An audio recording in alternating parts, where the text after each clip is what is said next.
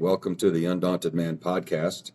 Um, that's what we call I guess, a cold open, Yes.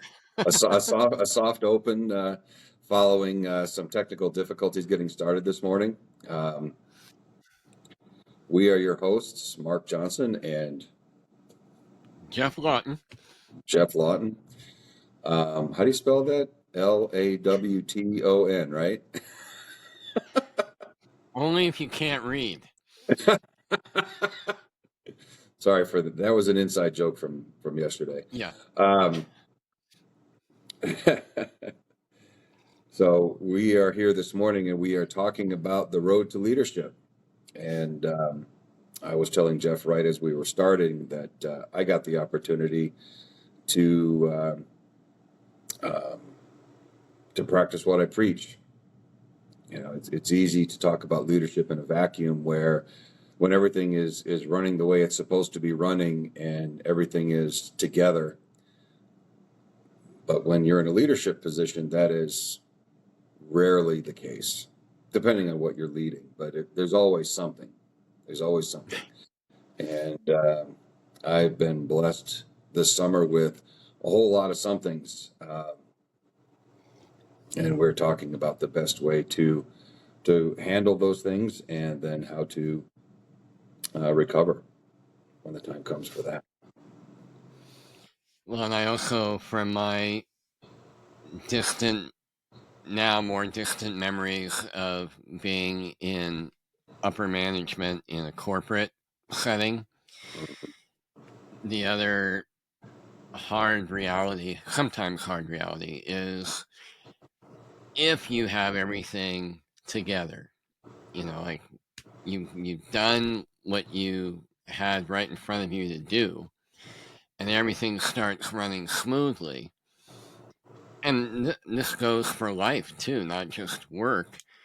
Then you take a quick victory lap, maybe, and then you actually need to start looking at where's the next. We were referring to Star Trek a little bit ago.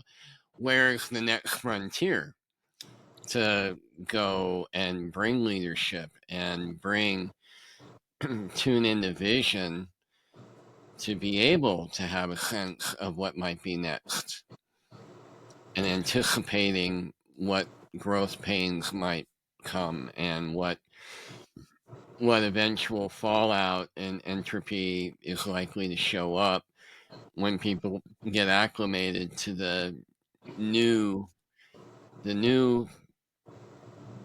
way of doing things. Right. So if you're Yeah. not leading, you're visioning. Right.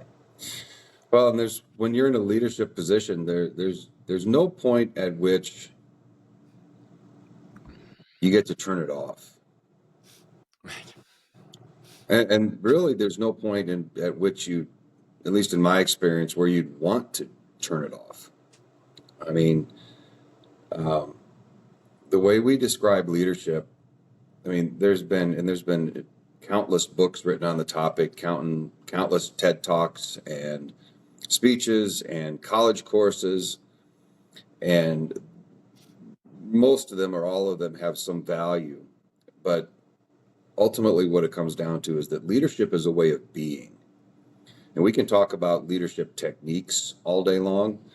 And does this technique work? Does that technique work? When to use which technique. We could do literally infinite hours of deconstruction of various political leaders' leadership styles, assuming they have a style of some sort, or deconstruction of people in the public eye. But what it comes down to ultimately is all the great leaders, the one thing that they have in common is their way of being and leading. And, some people would use the phraseology, holding space. But leading it's just how you operate in life. And you don't have to be the leader of a country or the leader of a major corporation or even the leader of a small business to be a leader. The world needs more leaders of self. I mean, if you can't be an effective leader of self, then you're going to probably struggle to lead anyone or anything else. I think that's a really great point. And you know what it makes me remember and think about, particularly when I was younger, um, before my mid-30s, I didn't think of myself as a leader, even though in my corporate world, the last 8 or 9 years of that life, I was a leader. Had people reporting to me. I reported directly to, the C-suite. And but I didn't know back then what you just said a second ago. And yet, and I know you run into this as well, but to prove your point, thinking about how many times you might be in a situation could be like I could go to some group thing, not one of our groups, but like I go to a 1-day workshop or whatever. Or I'd hop on, an online group call for one group or another. And I would deliberately go on there thinking, this is going to be awesome. I don't have to lead shit. I just get to listen and be present and get what's here for me to get. And inevitably, people turn to me and ask me questions. Or there will be this silence, and I'll hear this internal pull not to fill the silence, but I'll get in my intuition, oh, we should be talking about this. And I'll offer that, and then I'm leading the call from there on out. It just, there's something about me that conveys that in a lot of spaces. And so I'd love to build on the point you just made and hear what, for yourself, what are some of those qualities of being that convey leader? Like, how can a man who might be watching this, or a woman who might be watching this, how do they begin honing the recognition of their inherent leadership being Mm-hmm. and then cultivate that? The very first thing, in my opinion, is to take absolute responsibility for everything that's going on. Take responsibility for everything that is happening in your life. Take responsibility for everything that's happening in whatever you're responsible for, whether it's your relationship or your business. That's the number one thing. And do it willingly and ideally joyfully. And in the process, bring gravitas to that taking of responsibility. So that, because that gravitas, how do I say this? Actually, Tiffany, you're probably going to want to edit this a little bit. So I think the first thing we need to do is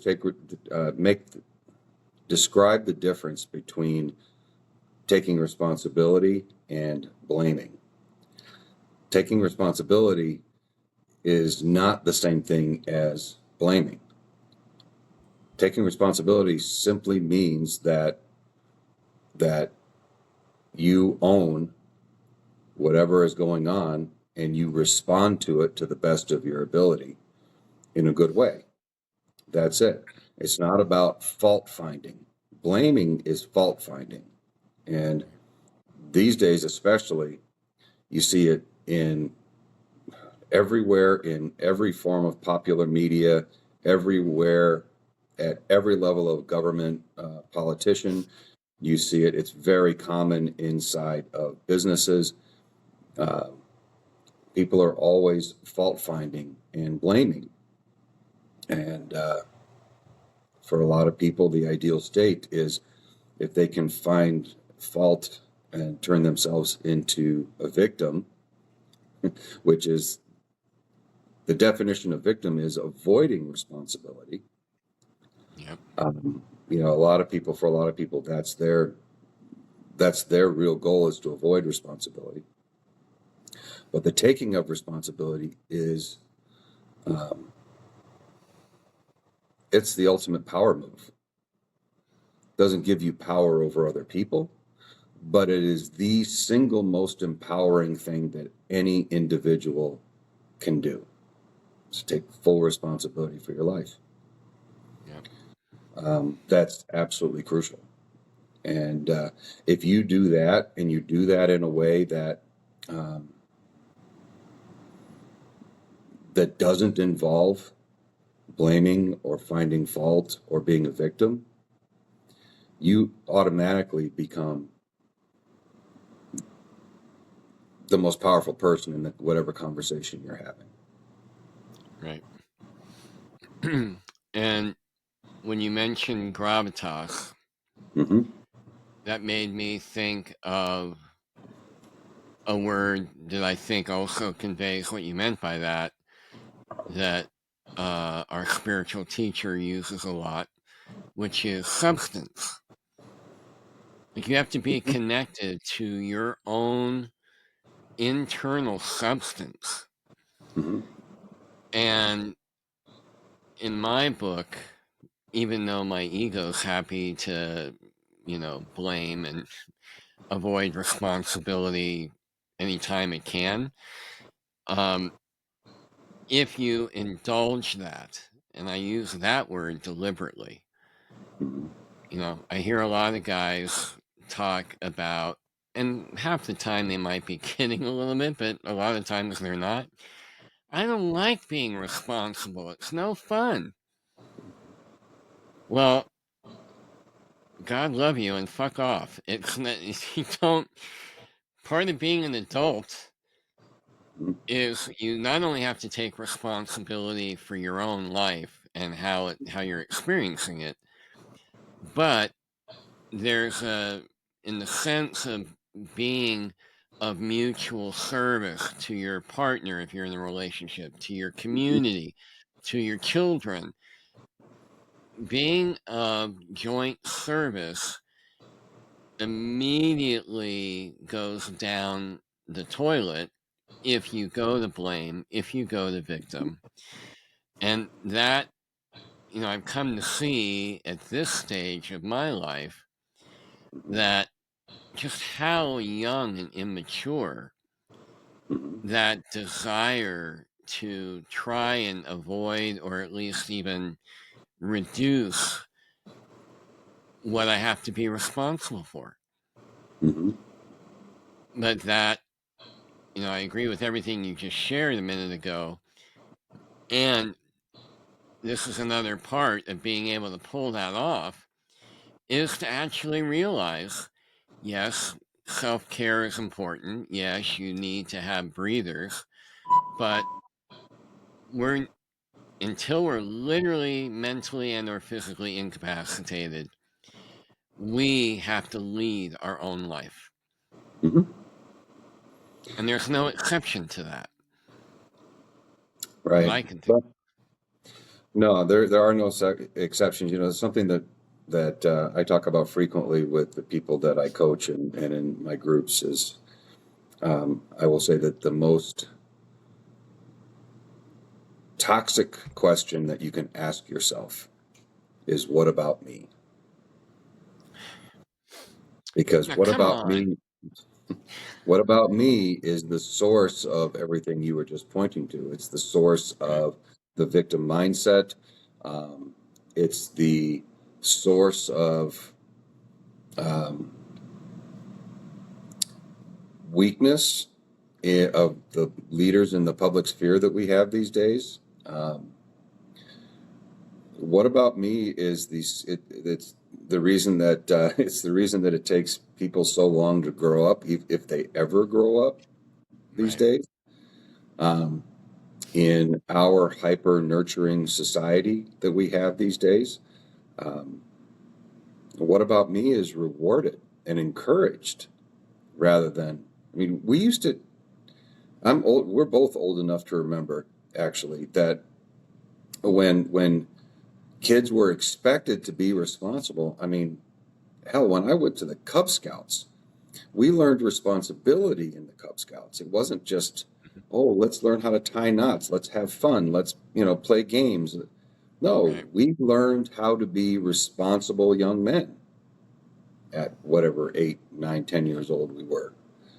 Yep. And we don't do that anymore. And frankly, attempts to turn kids into responsible human beings are frequently met with resistance. Like, Hmm. oh, they're only going to be kids once. Well, yeah. And it takes a long time to teach children how to be responsible adults. And you don't want to start that process when you're 30. And that's what Yeah. happens these days. I mean, kids these days expect to have fun. They have extended adolescence that now their adolescence extends all the way through their college years. Um, there's no expectation of responsibility. And now we're talking about in the popular zeitgeist. That doesn't mean that there aren't people out there that Yeah. that still take responsibility for their lives, because those are the people that we see that are wildly successful. Yep. Those aren't the people that graduate with $200,000 in debt and with a degree that they can't use to make money. There's all kinds of that. So Yep. learning how to be responsibility and teaching people how to be responsible, which we do a lot, um, for people that are much further along chronologically than I would have ever expected to be having these kinds of conversations with. Yeah. Um,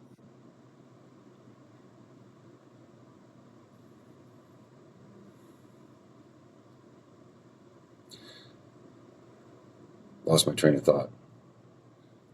But that lack of capability of being responsible explains most of human suffering these days. Yeah. And it just occurred to me, I think a great title for this episode can be The Poison of What About Me? Hmm. Yeah. And, you and I see that so much all over the place. And in my relationship coaching practice, that is one of the biggest obstacles I run into with almost every couple Hmm. is, the blame, guilting, manipulation that all can occur when one or both partners have long forgotten that we're in this together because ostensibly we do want to serve each other and we do want to help each other reach our individual goals. And we're going to be a team in realizing our romantic slash family goals if you have a family or you're going to have a family. And it is so riddled with that what about meism. Hmm. And and you're right. Everything I see online, particularly on social media, promotes that so heavily. And I hear the voices from when you and I were kids of kind of the old trope of, Well, when I was a kid, I had to walk through snow barefoot to get to school, all that stuff. And I remember asking my mom one day when I was, I think, a freshman in high school. It was pouring rain. And I asked my mom to give me a ride to school. And my high school was literally an 8-minute walk from our house. And she would look at me and say, "You won't melt." Hmm. "No, I'm not giving you a ride. Walk your ass to school." Right. That kind of, in a way, that kind of trial and refinement by fire Hmm. has been gone from our culture for so long. Hmm. And it, you can't lead. Well, I'll say this. I feel like where I can best lead myself is to start with the responsibility and then looking at what matters most to me and what can I do in partnership with my intuition and my discernment. That's another part of leadership, Hmm. is cultivating an incredible connection to your own inner knowing, not your knowing up here, but your knowing everywhere from the neck down, Hmm. and the voice of your spirit trying to talk to you. And then you feed that so that you have the capacity to be able to lead others, even if it's just leading by example. Hmm. You don't have to be a front of the room type of person to be an amazing leader. Lead by example, because there are always people, and if you have a family, your children are looking to you, Hmm. that you lead, you show them personal leadership, personal responsibility, diffusing "what about me," which teenagers are going to bitch about to a large extent, but you make them do it anyway. That's what builds, and what could build, I think, beginning to turn around this "what about meism" that is tearing a lot of families apart, tearing the country apart, whatever your political thing is. Hmm. But all that discourse is me, mine. Right. And it didn't used to be that way. And a newer version, I mean, I'm not a big advocate for let's go back to the, 20s, 30s, or 40s of the 20th century, but we aren't going to solve a lot of our relationship issues, our social issues, our familial issues, if we stay in "I am the only thing that's important" first. Right. Well, one of the things that our leaders did is they threw the baby out with the bathwater. You know, Mm, there's an old trope of, we idealized the 50s, the 1950s, and for good reason, frankly. It was the 1950s were incredibly prosperous. I yeah. mean, the increase in health and well-being of all Americans, like, and I mean that, I say that specifically, all Americans, was rising fast. Yeah. Um, doesn't mean that life was perfect, but one of the mistakes that was made is that um, while trying to correct I'll call them imperfections uh, of 1950s life, we also destroyed the foundation of what made the society, what created all the good parts of society.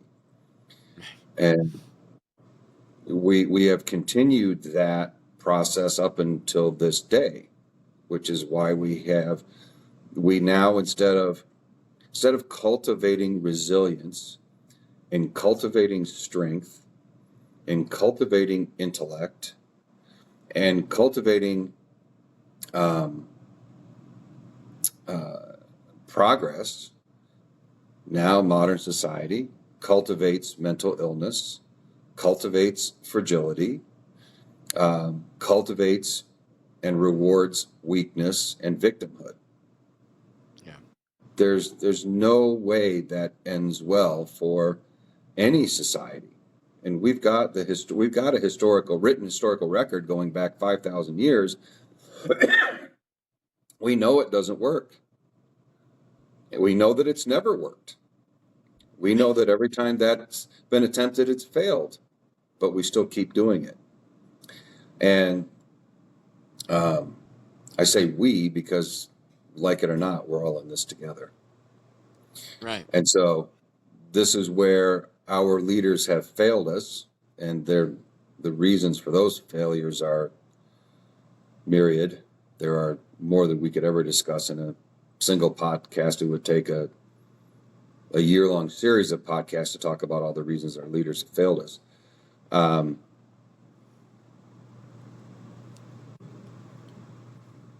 But from the perspective of do we need to go back to what worked? Yes, absolutely, 100%. We know what works.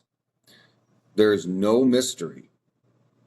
Great leader, being a great leader, there's no mystery to being a great leader. Take responsibility.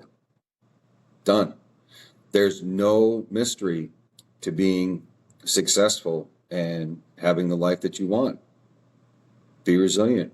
Take responsibility. Work hard. Don't whine. Yeah, that part is important. I mean, we know what works. The only time, and unfortunately, we've allowed we have allowed our empathy to run out of control. Unfortunately, we have allowed our empathy to run out of control, and do we need empathy in order to be a good human and effectively communicate with people? Yes. But as with anything else, too much empathy is poisonous. It's toxic. Nothing gets done. All we end up doing with excess empathy is cultivating and encouraging and rewarding weakness and fragility and failure. And the people that are struggling are saying, they're struggling, and they're very good at expressing their suffering. Yeah. Mm-hmm. And ironically, what people think of as suffering today is laughable.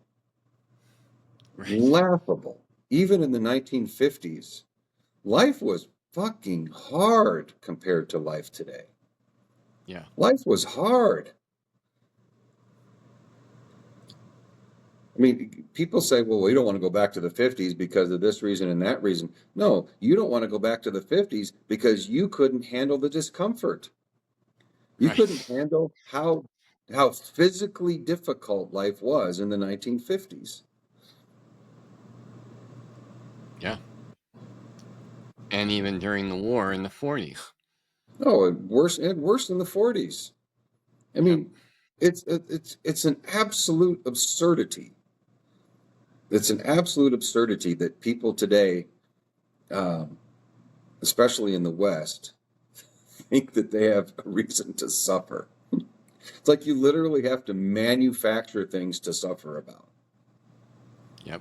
I mean, even the poorest, most destitute people in this country have food, color TV, air conditioning, and cell phones,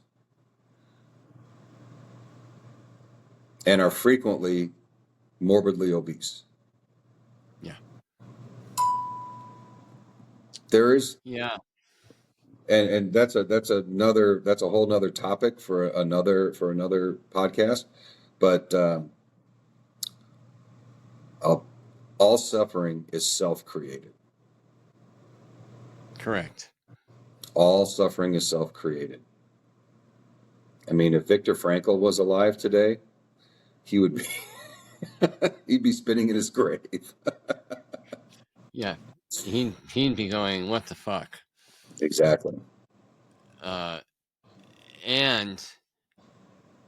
that made me think of two other pieces of this. One being that another element to combat that overemphasizing that whole kind of fragile mollycoddling that we've been doing for the last 20, 30 years, it does require an incredible amount of self-awareness.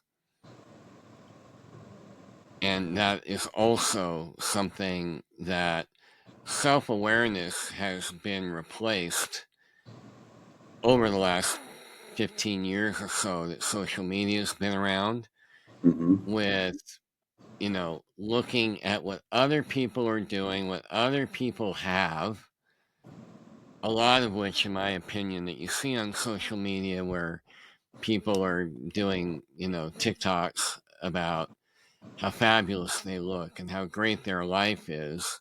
Mm-hmm. And then you eventually read about them killing themselves Mm-hmm.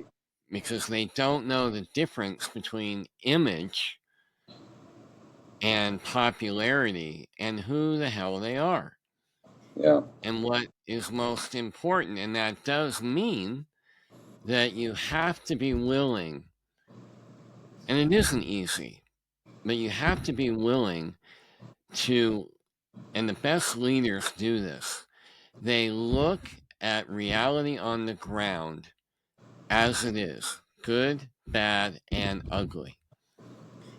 And they work with that. Mm-hmm. And they do think about some form of collective good. And then the other thing that hit me is, maybe perhaps the one exception to what you said a minute ago, that our suffering is completely self-created.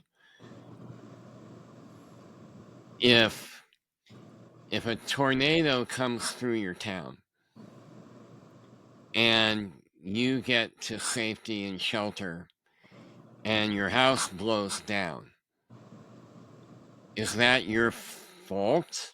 No.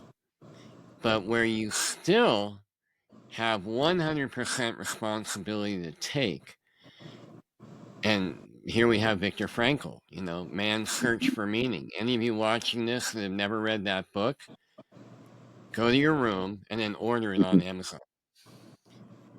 Viktor Frankl, Frankl. And I remember reading that book when I was 17. I mean, I don't know that you would ever find that book recommended in a high school today. But No. that book made a huge impression on me as a 17-year-old senior in high school. Mm-hmm. And so he talks in that book about the one freedom that can't ever be taken away from any of us is our freedom to choose how we're going to react or respond to anything and everything. So there are circumstances that come up that are out of our control, but that doesn't alleviate the responsibility for how do we lead ourselves and often our families through it. Mm-hmm. And we've seen that in like Marshall fires here in Colorado a couple years ago, where, neighborhoods burned up and the community response was amazing. It seems like the one exception to what we're talking about is if there's some big disaster. Mm-hmm. Then people, for a while, band together, help each other out. The LA fires earlier this year, another great example of people pulling together as a community out of compassion for people that lost everything. Mm-hmm.